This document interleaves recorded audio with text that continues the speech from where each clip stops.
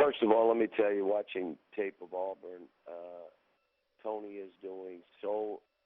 He's doing so many good things with his team. His guard play is outstanding. His big guys are active.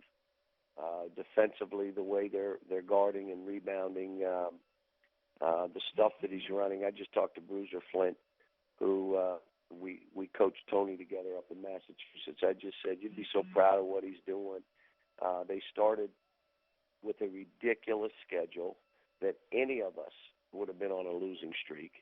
When you talk Missouri early in the year, they were top 10, and then Florida and at Tennessee and at Arkansas, we could have been 0-4. So what he's doing with that team right now, and just tell you, he's coaching as well as anybody in this conference and in the country.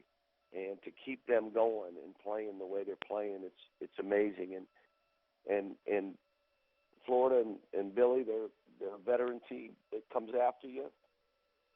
And, you know, is efficient defensively, is efficient offensively, deep team and with good players, and so we've got our hands full. Our first question is from Brett Dawson of Rivals.com. Yeah, Cal, later this afternoon they're going to unveil some plans for a renovated Rupp Arena. I wonder just how involved, if at all, have you been in that process? How much do you know about what's coming, and what are your thoughts about where that's headed? Well, I'm not really involved in it. It's the one good thing about coaching here.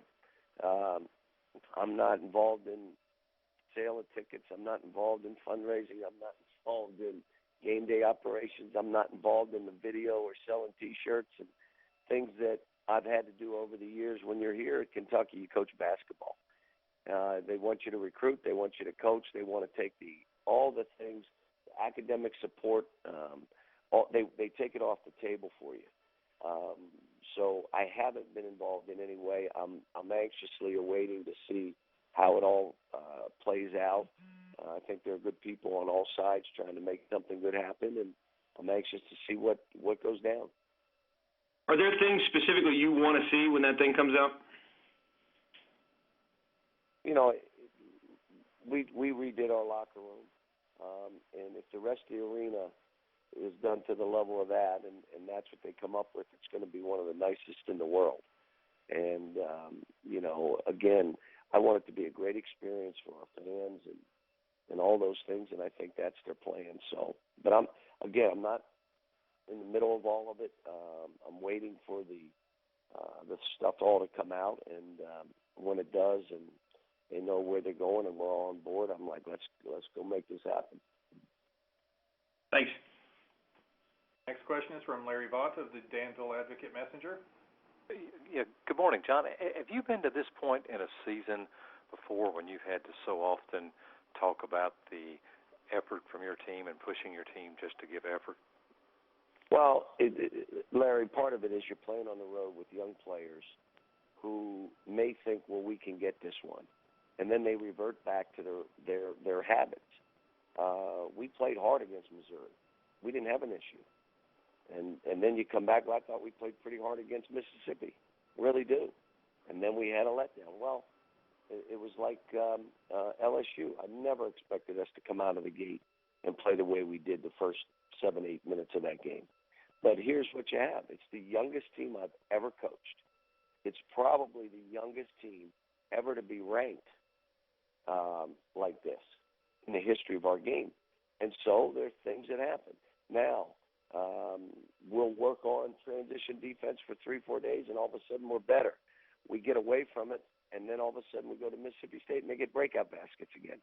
So, you know, we got a few feet, toes, fingers, elbows in the dike, and but we're getting better.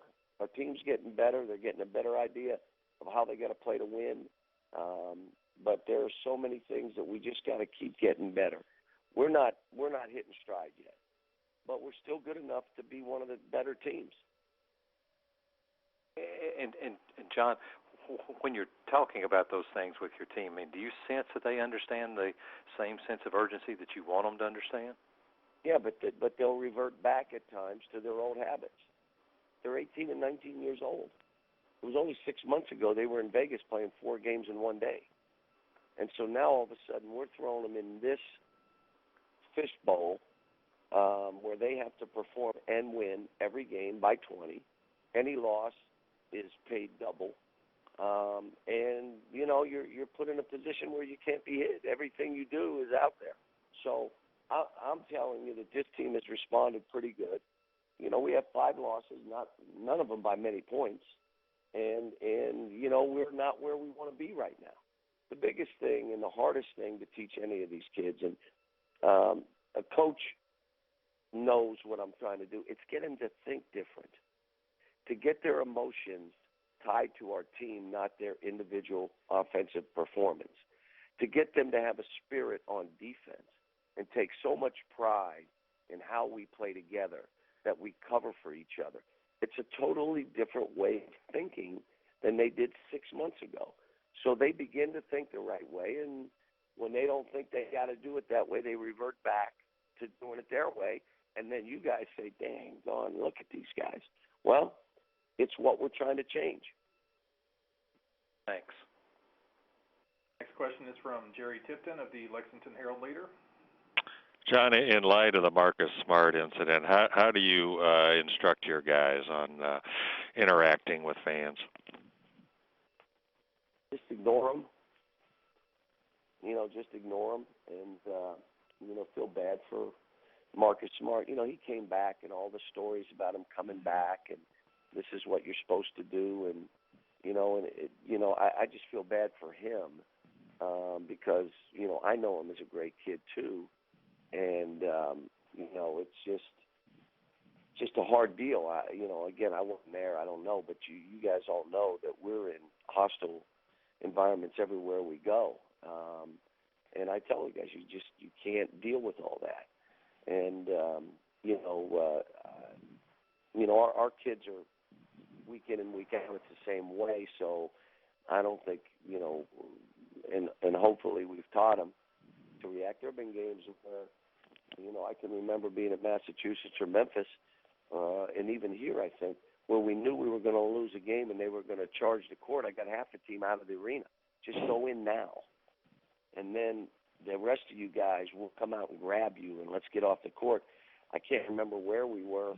Might have been UAB, where I didn't even shake the coach's hand. You know, they beat us, and we were like, let's just get out of here and be safe. So, you know, I mean, you know, I would tell you that most kids understand, and I think he just kind of, you know, lost his mind for a minute or so. And as a follow, John, how did you handle when Aaron sort of stared down the fan at Arkansas at the end of the game? How did you deal with that? I didn't see him stare down anybody. I don't know what you're talking about. Okay, well, it wasn't. When the kid charged Aaron? Well, Aaron just kind of stood there and looked at him like. The kid charged Aaron? Yeah, the kid was coming at Aaron, it appeared. Okay, so that's what happened. So the kid charged Aaron, and Aaron did not respond, which was good. So I like that.